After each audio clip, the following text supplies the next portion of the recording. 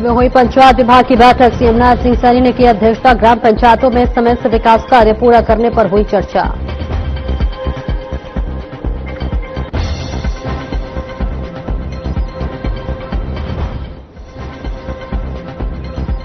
चंडीगढ़ में एसबीआई के अधिकारियों ने की सीएम सैनी से मुलाकात। 1 करोड़ 55 लाख रुपए का सौंपा चेक। बाढ़ राहत कार्यों के लिए दी सहायता राशि।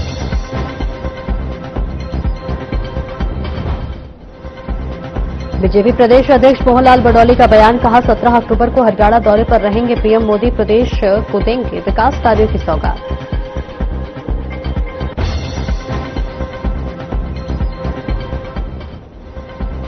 अभय सिंह चौटाला का बीजेपी और कांग्रेस पर वार। 2013 के सीडी कांड पर की एसआईटी गठित करने की मांग। कहा जांच नहीं हुई तो बीजेपी की भ्रष्टाचार के खिलाफ मुहिम पर उठेंगे सवाल। फरीदाबाद में दुकानदार की चाकू से गोद कर हत्या। पुलिस के सामने ही उतारा मौत के घाट। सीसीटीवी में कैद हुई पूरी वारदात।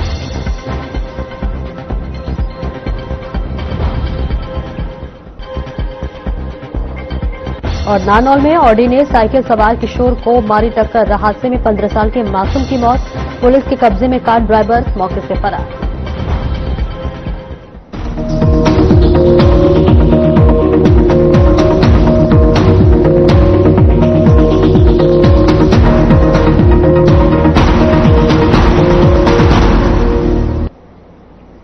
नमस्कार, हर खबर हरियाणा देख रहे हैं आप। मैं हूं आपके साथ सपना दीपक मद्देशा। बुलेटिन का आगाज करेंगे। मुख्यमंत्री नायब सिंह सैनी की अध्यक्षता में चंडीगढ़ में विकास एवं पंचायत विभाग और ग्रामीण विकास विभाग के अधिकारियों की बैठक हुई, जिसमें सीएम सैनी ने निर्देश दिए कि 500 वर्ग गज तक के शामलात भूमि पर अनधिकृत रूप से निर्मित मकानों का नियमितीकरण करने के कार्यों में तेजी लाने के लिए ग्राम पंचायतों में ग्राम सभा की बैठकों का आयोजन किया जाए। इसके अलावा पात्र लोगों को जागरूक करने के लिए ग्राम पंचायतों में बुनियादी करवाई जाए। अगले 3 सप्ताह के अंदर ग्राम सभा की बैठकों का आयोजन कर इसके तहत केसों का निपटान सुनिश्चित किया जाए। इसके साथ ही जिन जिलों के केस अप्रूव हो चुके हैं उनकी रजिस्ट्रियां जल्द करवाई जाए। इसी के साथ ही सीएम सैनी ने कहा कि जन कल्याणकारी योजनाओं का लाभ धरातल पर हर पात्र व्यक्ति तक पहुंचे। इसके लिए अधिकारी हर 15 दिन में विकास कार्यों की प्रगति की समीक्षा करना भी सुनिश्चित करें।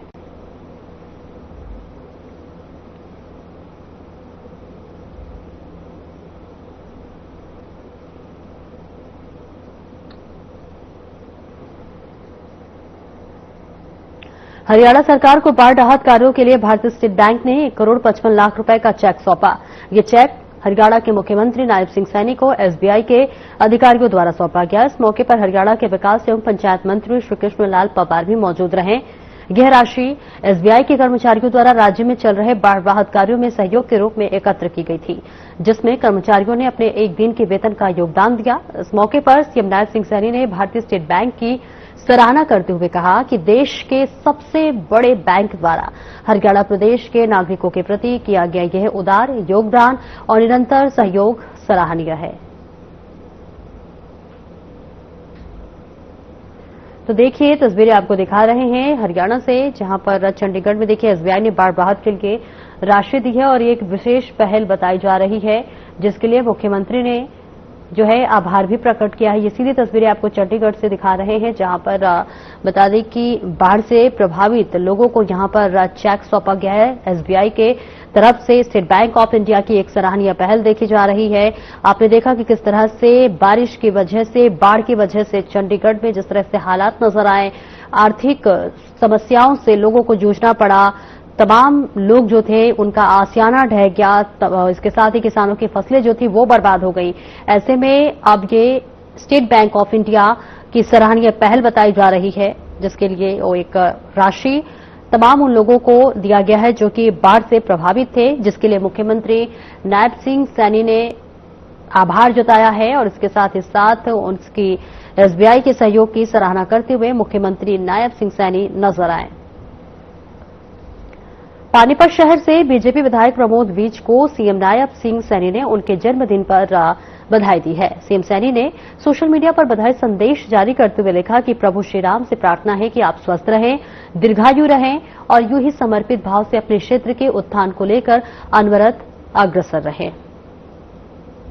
तो तस्वीरें दिखा रहे हैं जहां बीजेपी विधायक प्रमोद विज का जन्मदिन है। इस मौके पर मुख्यमंत्री नायब सिंह सैनी ने विधायक प्रमोद विज को बहुत बहुत बधाई और शुभकामनाएं दी है। एक्स पर पोस्ट करते हुए एक प्यारा सा पोस्ट यहां पर देखिए लिखा गया है, जहां विधायक को सूबे के मुख्यमंत्री नायब सिंह सैनी बधाई देते हुए नजर आ रहे हैं।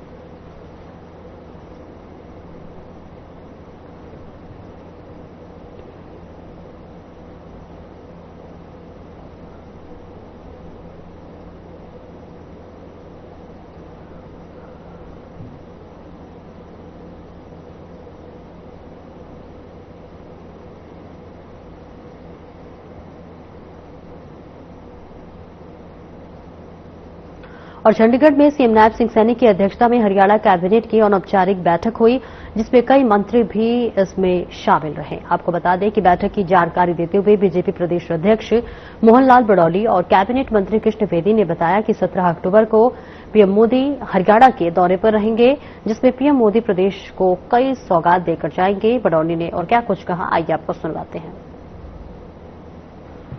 मैं आप सभी पत्रकार साथियों का भी धन्यवाद स्वागत करता हूं कि भारतीय जनता पार्टी का जो सेवा पखवाड़ा 17 सितंबर से 2 अक्टूबर तक चला और कल 3 तारीख को देश के गृह और सहकारिता मंत्री का आशीर्वाद हरियाणा की जनता को मिला और बहुत बड़ी सौगात मिली।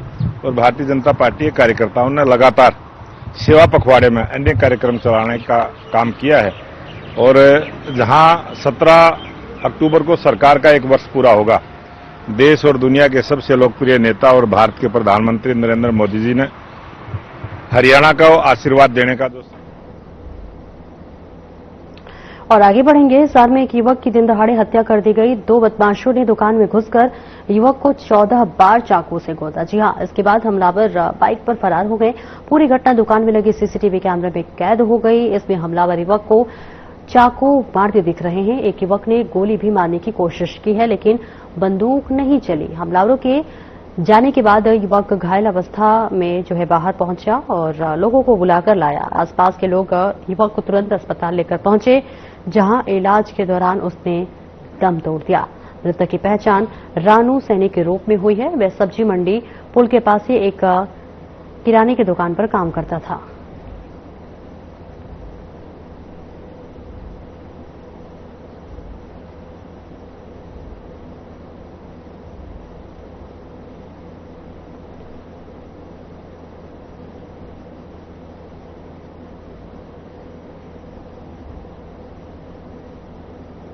तो देखिए तस्वीरें आपको दिखा रहे हैं। बेहद दुखद खबर, बेहद दर्दनाक ये हादसा, जहां 4 बार चाकू से एक युवक को गोद दिया गया। हालांकि ये पूरी तस्वीर वो सीसीटीवी कैमरे में कैद हो गई, जिसकी तस्वीरें आपको दिखा रहे कितने निर्मम तरीके से इस वारदात को अंजाम दिया जा रहा है, जिसकी तस्वीरें आप देख सकते हैं। पूरी तस्वीरें वहां पर मौजूद सीसीटीवी कैमरे में कैद हो गई। हालांकि किसी तरह से घायल अवस्था में युवक लोगों के पास पहुंचा और हालांकि मौके पर ही इसे अस्पताल में भर्ती किया गया, लेकिन इलाज के दौरान ही युवक ने दम तोड़ दिया। ये तस्वीरें आपको हिसार से दिखा रहे हैं, जहां पर एक बेहद दर्दनाक घटना सामने आई है।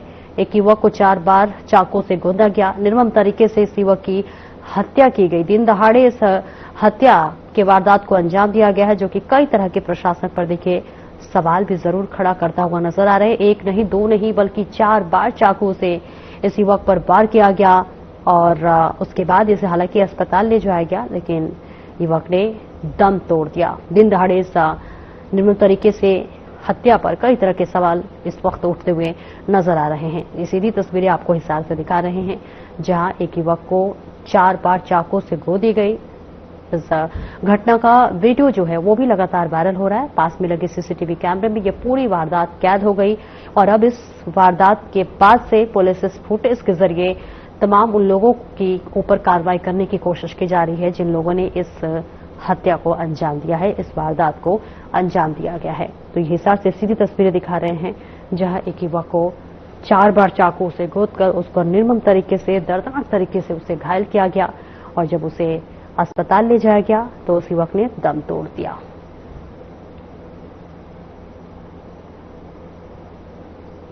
पलवल एसपी वरुण सिंगला के नेतृत्व में पुलिस ने बदमाशों के खिलाफ अभियान चलाया हुआ है। जिसके अंतर्गत पलवल पुलिस को बड़ी कामयाबी हाथ लगी है।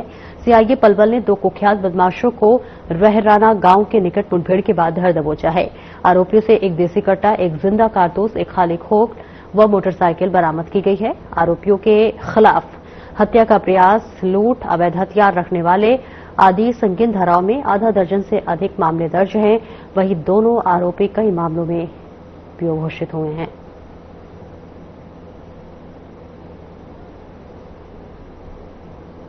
सूचना मिली कि कुसली पर फ्लाईओवर के नीचे अपने जिले के 2 कुख्यात बदमाश, जो कि काफी सारे मुकदमों में जिनके अरेस्ट पेंडिंग में वांछित है, आज भी किसी वारदात को अंजाम देने के लिए कुसली पर फ्लाईओवर के नीचे खड़े हैं। उसी सूचना पर कार्रवाई करते हुए एसएचओ कैंप को इस रेड में शामिल किया गया और उन पर कार्रवाई के लिए जब हम आगे बढ़े तो पुलिस की गाड़ी को देखते उन लोगों ने अपनी बाइक को रहराना की तरफ भगा लिया। इसी कड़ी में आगे जाके रहराना गांव से पहले ही दाएं हाथ की तरफ एक कच्चे उबड़ खाबड़ रास्ते में उन लोगों ने अपनी बाइक को उतार दिया पुलिस से बचने के लिए, जो पुलिस लगातार उनका पीछा कर रही थी और वो पुलिस पे पीछे की तरफ फायर करके भाग गए थे। आगे जाकर जब उनकी बाइक स्लिप होकर गिर गई तो उनको काबू करना चाहा तो पीछे बैठा जो लड़का था जसवंत उर्फ तोता, उसने बारंबार पुलिस पर फायरिंग की तो उसको चेतावनी दी, सरेंडर करने को कहा, लेकिन पुलिस की बात ना मानते उसने। यमुनानगर में वन विभाग की लगातार सतर्कता के बावजूद जंगलों से खैर तस्करी के मामले थमने का नाम नहीं ले रहे हैं। जंगलों से आए दिन पेड़ कटने के मामले सामने आ रहे हैं। हालांकि वन विभाग कटे पेड़ों की लकड़ी पकड़ने के दावे तो करता है, पर कहीं न कहीं सवाल भी लगातार खड़े हो रहे हैं। एक बार फिर खैर की लकड़ी के साथ एक तस्कर को गिरफ्तार किया गया है।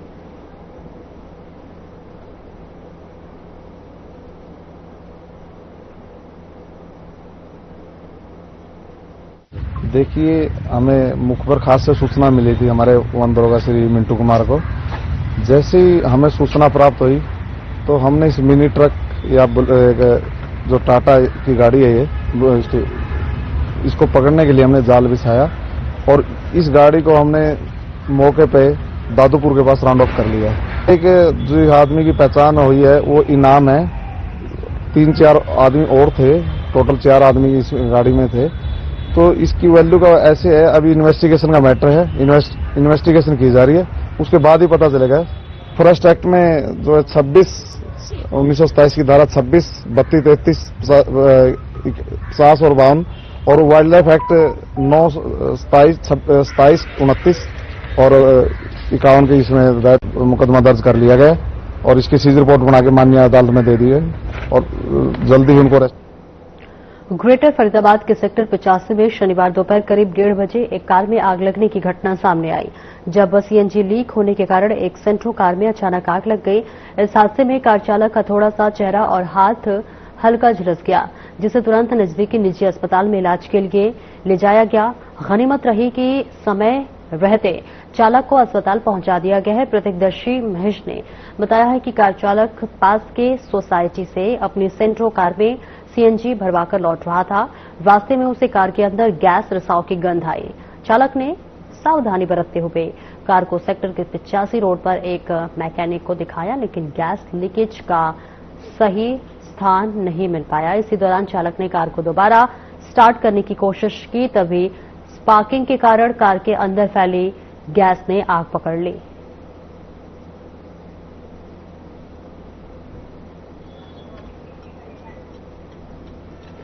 तो तस्वीरें आपको दिखा रहे हैं जहां पर भरी दोपहर में कार में आग लग गई। सीएनजी लीक होने के चलते आग लगी है। कार चालक गंभीर रूप से घायल हो गया है और उसे इलाज के लिए अस्पताल में भर्ती कराया गया है। तस्वीरें आपको दिखा रहे हैं जहां आपको बताते चले ये बेहद दर्दनाक तस्वीरें देख सकते हैं किस तरह से आग लगने की वजह से इस धू कर जलती हुई गाड़ी नजर आ रही है। सीधी तस्वीरें आपको दिखा रहे हैं जहां पर गैस लीकेज की वजह से बताया जा रहा है ये आग लगी है और गाड़ी जलकर एकदम राख हो चुकी है। इस तस्वीर को देखकर आप अंदाजा लगा सकते हैं कि कितनी भीषण आग लगी है और देखिए ये तस्वीरें भी सामने आई है।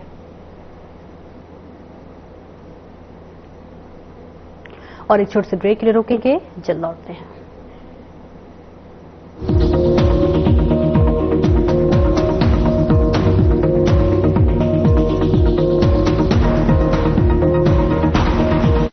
चुलबुलापन जिसकी हर बात में भूल जाए, मेरी जैसी मेरी अपनी पताका चाय, गजब का स्वाद। क्या रंग खिला, क्या रूप सजा,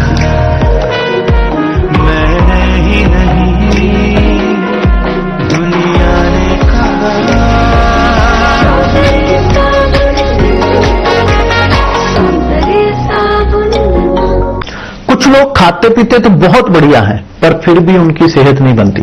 पिचके हुए गाल हैं, हड्डियां निकली हुई हैं, पैंटें ढीली हैं, कपड़े जचते नहीं, कोई पर्सनैलिटी नहीं।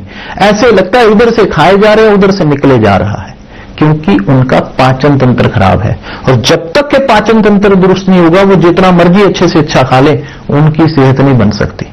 इसलिए हमारी संस्था सन्यासी आयुर्वेदा ने एक ऐसी दवा का निर्माण किया है जो कि आपके लिवर को, आपके पाचन तंत्र को दुरुस्त करने का काम करती है, ताकि आप जो भी खाएं उसका पूरे का पूरा निचोड़ आपके शरीर को लगे, आपकी भूख बढ़े, खाया पिया सही से लगे, नया खून बने, हड्डियों में जान आए, वजन बढ़े और आप मोटे तगड़े खूबसूरत पर्सनैलिटी के मालिक बन जाएं। सिर्फ 699 रुपए की पूरे 1 महीने की दवा होती है और आप इसे घर बैठे 01145454545 पर फोन करके दवा मंगवा सकते हैं।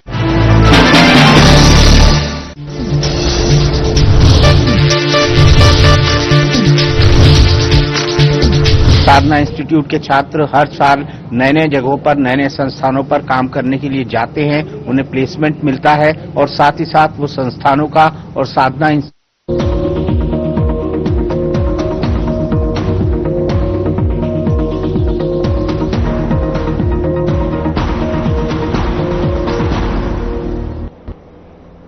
ब्रेक के बाद एक बार फिर से स्वागत है आपका। खबरों में आगे बढ़ेंगे। फसल अवशेष प्रबंधन नाव के प्रति किसानों को जागरूक करने के लिए खंड कृषि अधिकारी डॉक्टर अश्वनी कुमार ने इंद्री हलके के लगभग 33 गांव का दौरा किया। उन्होंने किसानों को जागरूक करते हुए बताया कि जिलाधीश उत्तम सिंह द्वारा भारतीय नागरिक सुरक्षा 2023 की धारा 163 के अंतर्गत जिला करनाल में धान की फसल की कटाई के बाद बचे हुए अवशेषों को जलाने पर पूर्ण रूप से प्रतिबंध लगाया गया है। इसके अलावा फसल अवशेष जलाने की घटनाओं को लेकर विभिन्न विभागों के अधिकारियों व कर्मचारियों की ग्राम स्तरीय टीमें गठित कर गांव की जिम्मेदारी सौंपी गई है।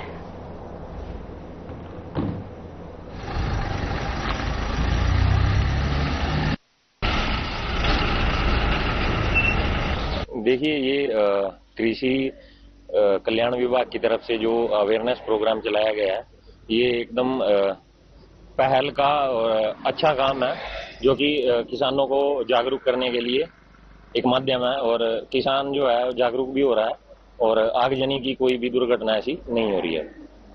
जी। पहले होती थी और पहले देखो किसान करते थे, क्योंकि मशीनें भी थोड़ा मात्रा में कम थी। अब मशीनें भी अधिक हो चुकी हैं और किसान भी जागरूक हो चुके हैं। फायदा भी है किसान को, दोनों माध्यम में फायदा है। अगर वो एक्सीटू के माध्यम से पराली को बाहर बेचता है तो मुनाफा भी होता है, और अगर इन सीटू के माध्यम से खेत में उसको मिलाता है तो वो खाद के रूप में उसका फायदा करती है। सरकार की तरफ से अनुदान भी सरकार की तरफ से किसान को 1200 रुपए प्रति एकड़ अनुदान दिया जा रहा है इस वर्ष, जो कि पिछले वर्ष 1000 रुपए था। साहब, क्या कुछ कहेंगे, आज क्या अभियान आप लोगों द्वारा चला गया? आज अभी सुप्रीम कोर्ट की गाइडलाइन के अनुसार सीआरएम से संबंधित ये फ्लैग मार्च निकाला गया है, जो इंद्री एरिया के लगभग सभी गांवों में 2 टीमें बनाई गई है और उनमें अवेयरनेस कर रहे हैं, फार्मर को समझाया भी है और फ्लैग मार्च निकाला है कि कोई भी आगजनी की घटना ना हो।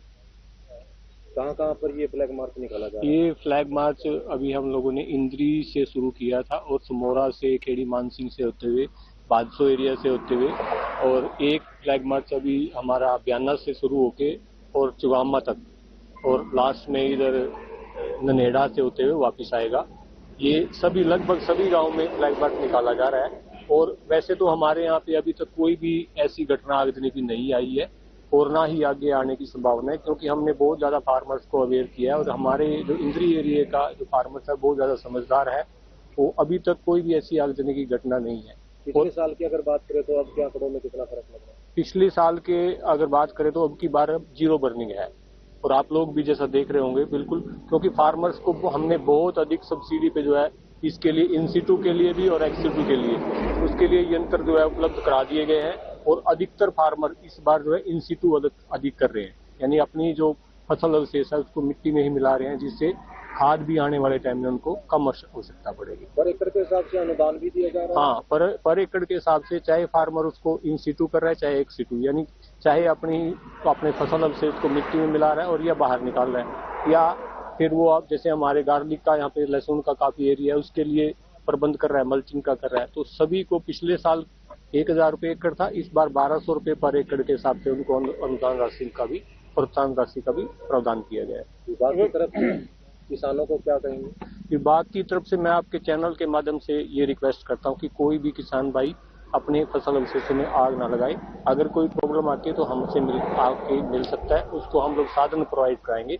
बल्कि इस जो गवर्नमेंट की जो अभियान चला हुआ है 1200 रुपये पर एकड़, उस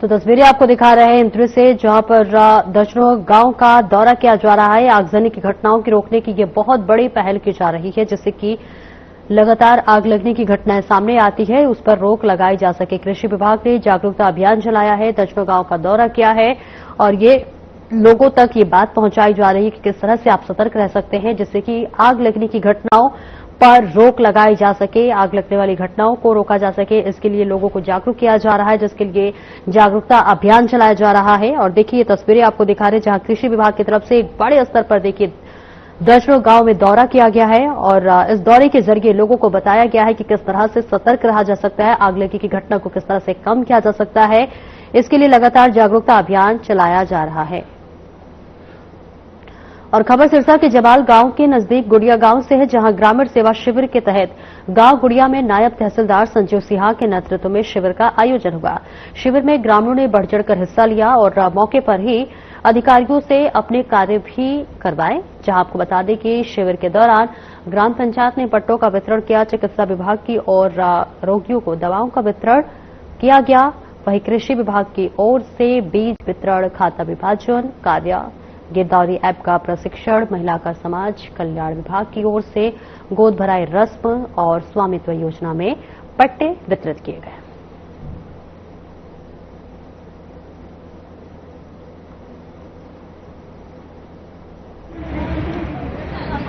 इतना विभाग आया नहीं, में कोई जिम्मेदार है, कोई किसान है, कोई मजदूर है, कोई गरीब है, कोई सतान काम ले गया जो कि मुकाम है कागजात है अनुसार, कानून के अनुसार सबको काम हुए है। ऐसे को कोई न हो बीच में तो वो भी वो कागज सही हो गया, आ गया 2 दिन में 3 दिन में हो गया। और सुख शांति से शिविर लग रही है और लग्यो सब अधिकारी ऐसे का मौजूद है। डीडीओ साहब आया, नायब तहसीलदार आया और सारे जो विभाग है, जल विभाग है।